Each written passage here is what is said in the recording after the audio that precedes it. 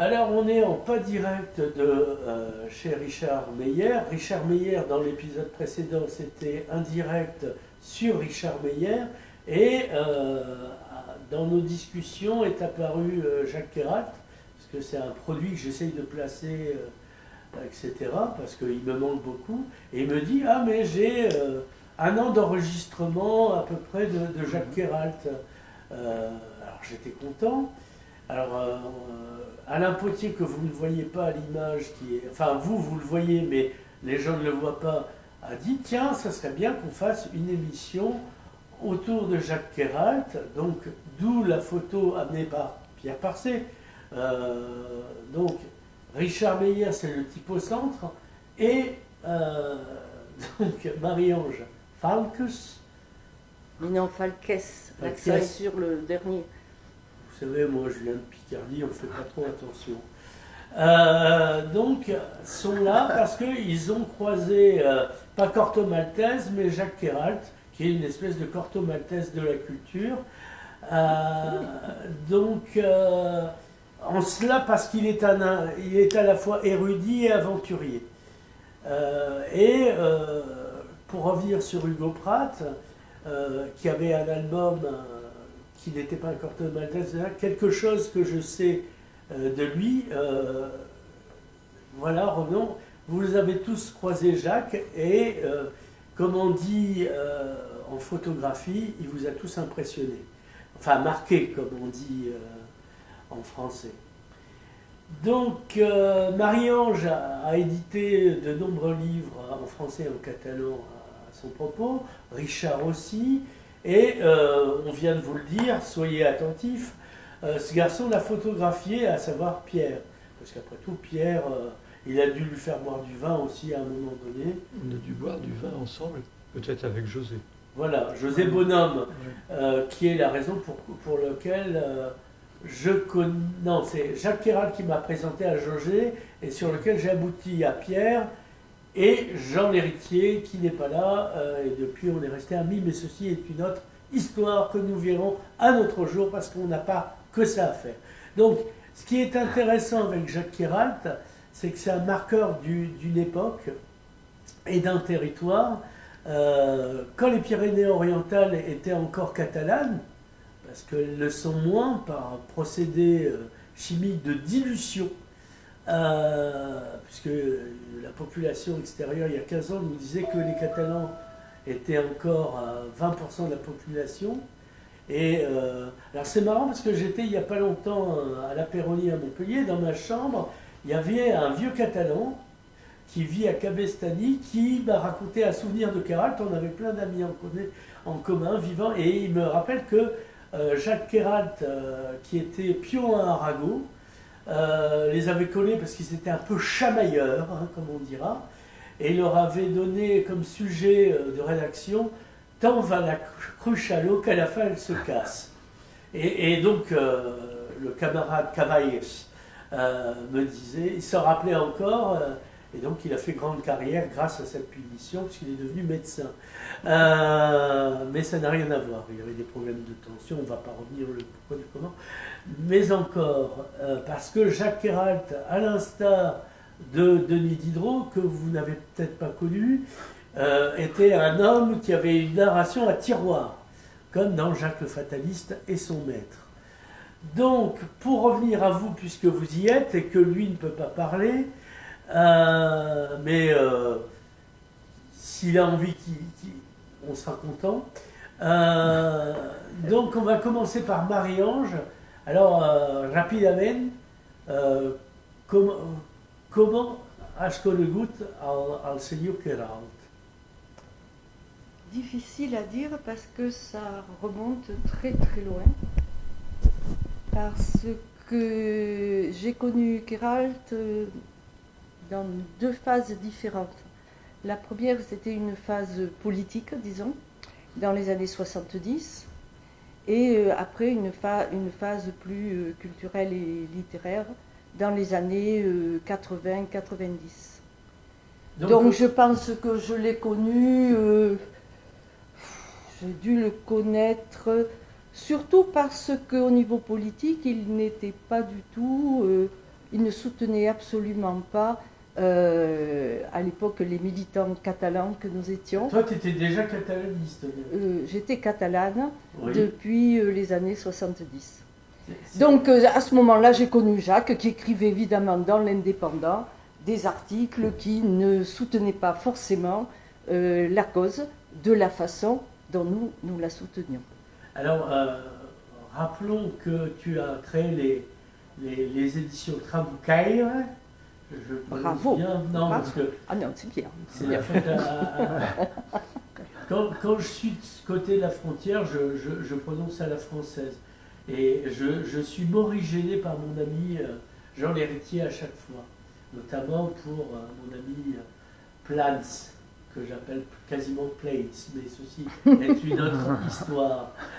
Donc, il y a eu. Alors, comment. La rencontre a dû être électrique, parce qu'il pouvait être agaçant, il le faisait exprès, ça le divertissait.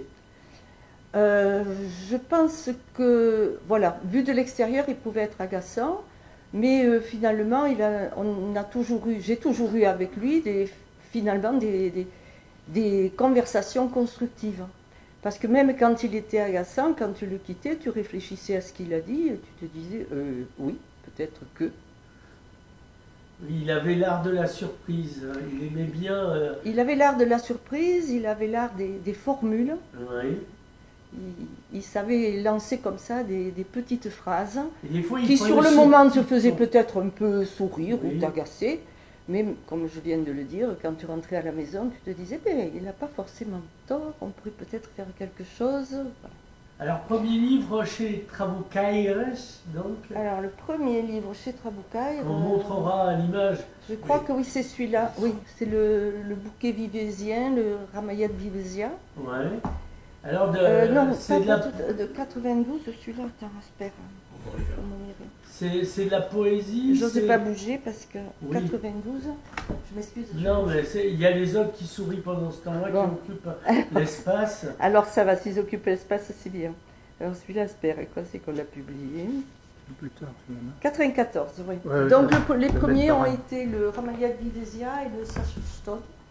Voilà, les deux ont été finalement, quand on a monté les éditions, Donc, il a été là. Il a été là parce qu'on faisait partie finalement d'un groupe de gens avec Massé, Estève, Caruana, enfin bon bref. Il y avait même Francesca Caruana. Puis il y avait donc le fils de Claude Massé, il y avait, bon, voilà, il y avait tous ces jeunes, il y avait le Paillarès, voilà, il y avait tous ces. Pour moi, c'est un Voilà. couteau Paillarès, mais le vôtre, il était quoi? Il était peintre, il existe toujours, c'est un artiste qui habite, je crois qu'il habite à Passau ou quelque chose comme ça. D'accord. Bon, enfin bref. Et son épouse était également peintre, elle signait Bibi. Je ne sais pas, vous avez connu Bibi? Non. Non, vous n'avez pas connu Non. Bibi. Bon. Moi, je connaissais Bibi, mais c'est la rien à non, voir. pas Elle le était même. moi, elle Ouais. chantait. Enfin, bon, bref. Voilà, donc où j'en étais, ben oui, donc il y avait ce Alors, groupe quelle de année gens. 1985, Voilà. voilà.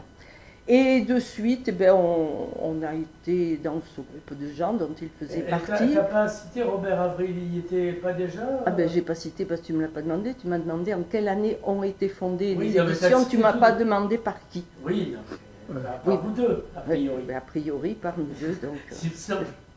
Non, parce que. Donc, très bien. Alors, c'était quoi la nécessité d'avoir- Je ne sais absolument plus ce que tu m'as demandé. Non, mais là, je reprends. Claire. C'était quoi la nécessité d'avoir une maison d'édition?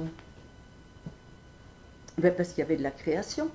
Il y avait de la création en langue catalane dans les années 80-85. Tu disais tout à l'heure qu'il y en avait moins, c'est vrai.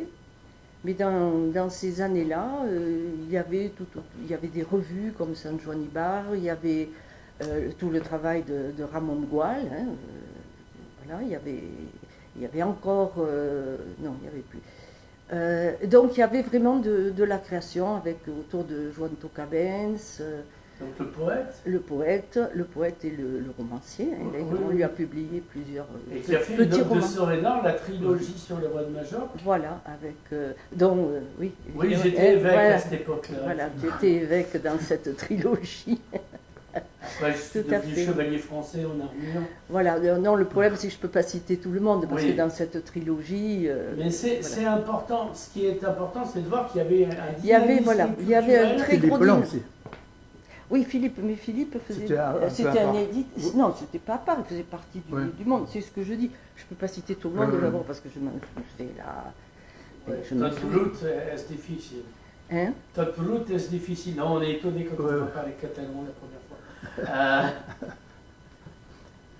Non, mais donc pour revenir, donc il y avait. Voilà, il y avait une mène de bouillie intellectuelle catalane, hein, qui a fait qu'il y avait un certain nombre d'auteurs comme Renat de Portet, Joan Oui. Docabens.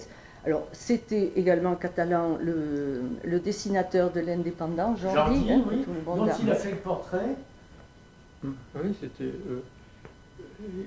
Il est mort peu de temps après, Ah, d'accord, mais ouais. c'était. Ça n'a rien à voir avec le fait qu'il est Non, photographié non, dans la non. Ah chanson. ouais.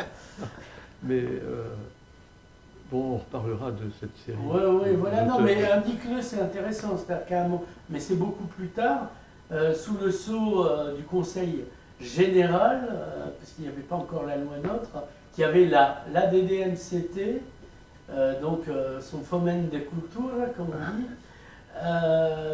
Il y avait un projet qui, Dieu merci, n'a jamais abouti, parce qu'il était bien, donc,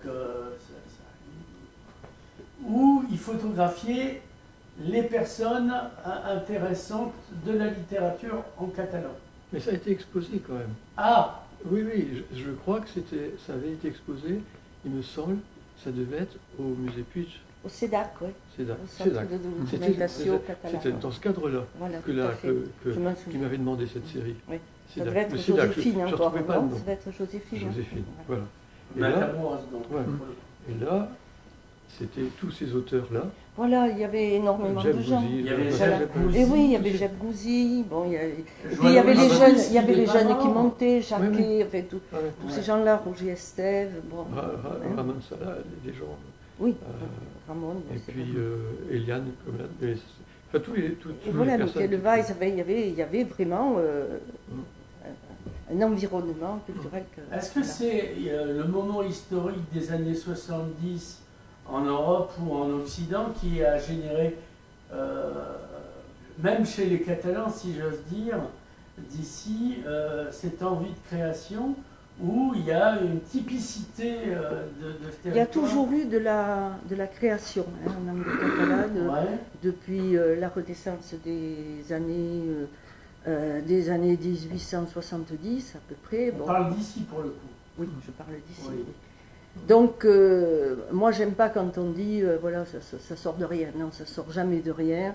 On est les héritiers de je ne sais pas quoi, mais d'une longue tradition, d'une culture toujours vivante, malgré les critiques de certains. Et donc, dans ce cadre-là, dans ce cadre d'effervescence culturelle catalane, en 1985, nous avons créé la maison d'édition avec Robert Avril, Oui. feu mon époux. Et voilà. Et ça marchait parce qu'il y avait vraiment de la matière. Et il y avait toutes sortes de matières. Et je pense que là, nous, on a tenté d'être toujours respectueux des différents niveaux de prise de conscience catalane des gens. Il y a des gens qui préféraient la sardane, d'autres la cuisine, d'autres la littérature, d'autres la musique, d'autres la peinture. Voilà. Donc il fallait, notre état d'esprit était celui-là. La récupération culturelle. Si tu veux, récupération. Bon. Alors une dernière question. Alors pour dire Oui. si ça se situait, oui, je pense que ça s'inscrivait tout à fait dans l'élan des années 68-70, mais parce que, comme ça ne se voit pas, mais nous étions à l'époque tous très jeunes. Donc nous étions tous les enfants de ces années-là. Donc il y avait une conséquence. Mais il n'y a pas qu'ici qu'il y a eu cette conséquence. Hein. Voilà, je vais pas vous Jusqu'en faire. Picardie, Voilà, on je a eu sais. la même Il n'y a chose. pas eu, non, en Lorraine. En Lorraine, il n'y Non, a pas non, eu. non, non, il n'y a pas Ah, eu ça. d'accord. Non, non. C'est d'ailleurs pour ça que les éditions s'appellent voix. Il n'y avait pas de voix. C'est une vieille histoire parce que c'était. Bon, d'abord, il y avait le parler assez almanique, etc. C'était quand même occupé pendant longtemps par les Allemands. Et donc, tous les postes de responsabilité n'étaient jamais donnés à des Lorrains. Ce qui fait qu'au bout d'un moment. Ah, même dans les années 60. Ah oui, ça durait très Alors, dans longtemps. tout ce qui est Très langue, très longtemps, les postes jusque même dans les années 70, n'étaient jamais occupés par des gens de Lorrain. On disait toujours, on prenait des gens de l'intérieur, c'est-à-dire Ah ben, l'intérieur. ça ici pareil, Donc si vous c'était, parlez de... mais là c'était très fort et donc il y a quasiment pas de les seuls qui écrivaient un petit peu. Je pense à un certain Altagor qui est devenu quelqu'un de très important. Il écrivait dans une forêt, il a eu un prix de poésie.